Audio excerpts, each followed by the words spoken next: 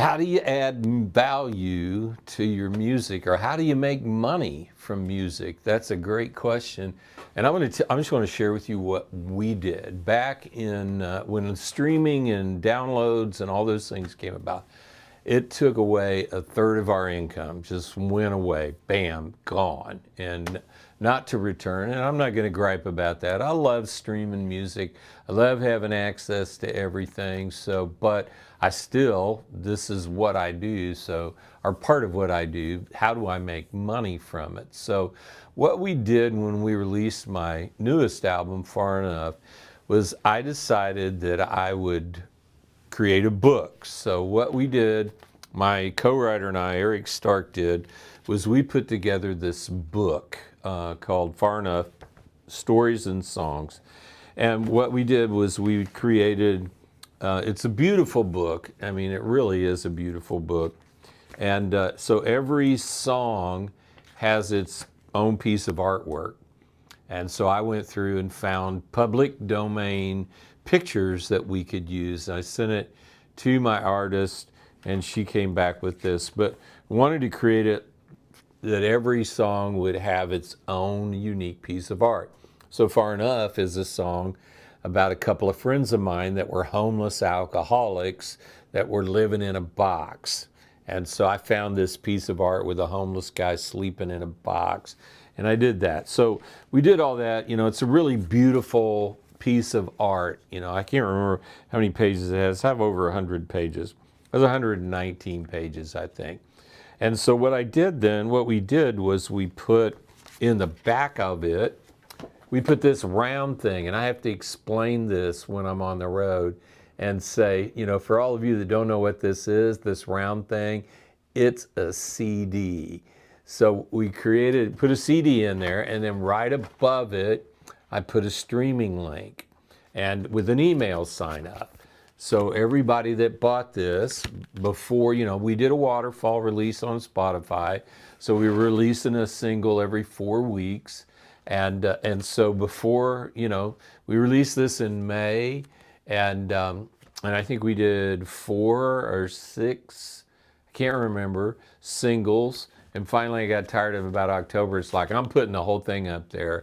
But prior to that, the only way that you could listen to this was by buying this and going to the link. So it costs us, with the CD, the printing, everything, it costs us about $9 a piece to produce these. So, and we sell them for $30. That's what we sell them for. I haven't had anybody complain about that, and it sold pretty well.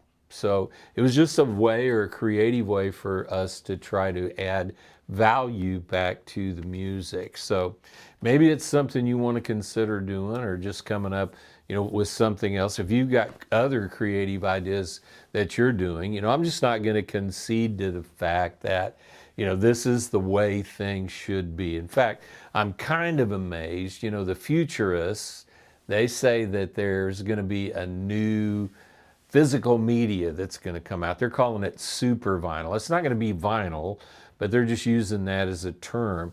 And to me, it makes sense for the big labels, because really a lot of their business through my lifetime was, we're going to create we're going to embrace new technology, which meant if you had the album, now you have to buy an 8-track, now you have to buy a cassette, now you have to buy a CD. And so, you know, a lot of their revenue came from reselling the same thing over and over again. So it makes sense to me that somehow somebody somewhere in New York or LA or Nashville or Austin or wherever would come up with the idea and say, hey, this is a pretty good idea. We're going to come up with a physical media and add value back into, for the artist. You know, for a guy like me, it's like, you know, I don't have a label, don't want a label. I thought I did early on, and it's like, you know, why should I do this? I've written several books.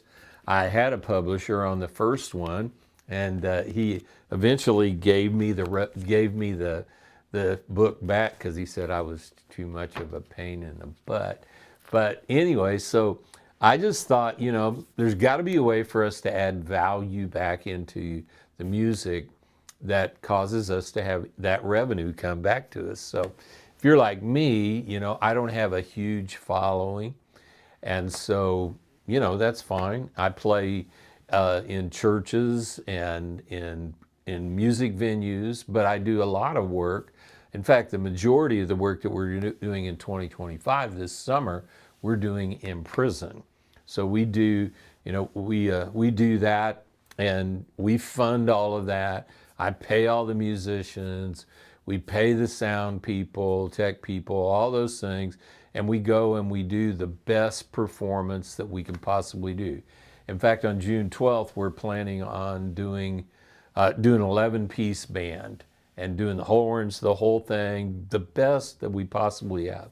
Because, you know, the philosophy behind that is that if we're going to do something about crime, it starts in the heart of the criminal.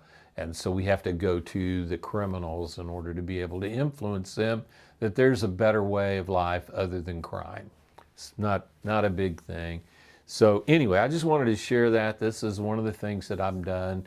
And I'm always looking for new ideas on things that we can creatively do to add value back in the music. So let me know. Leave me a comment. Give me a like. Do that thing. Thanks. God bless. Adios.